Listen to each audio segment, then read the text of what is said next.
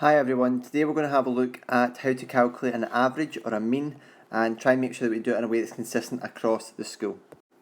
Okay, so to calculate the average, in maths we might use another word, we might use the word mean, average and mean, those words are interchangeable.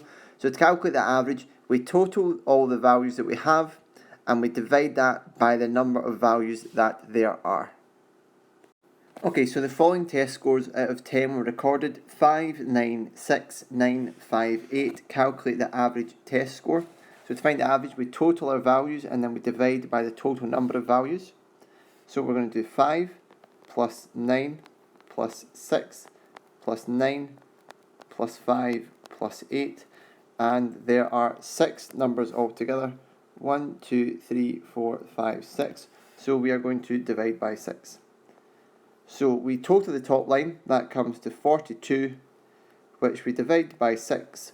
So the average or the mean test score is 7 out of 10. With this answer, a pupil might ask, but how can you get an average score of 7 if none of the scores there were 7? The idea behind the average is that if we were to take all of these scores together and share them out equally, like all these correct answers, and if we were to share them all out equally, they would all get an equal share of 7. That's the kind of idea behind the average, and that would maybe be an explanation that you could use with your learners. Thank you very much.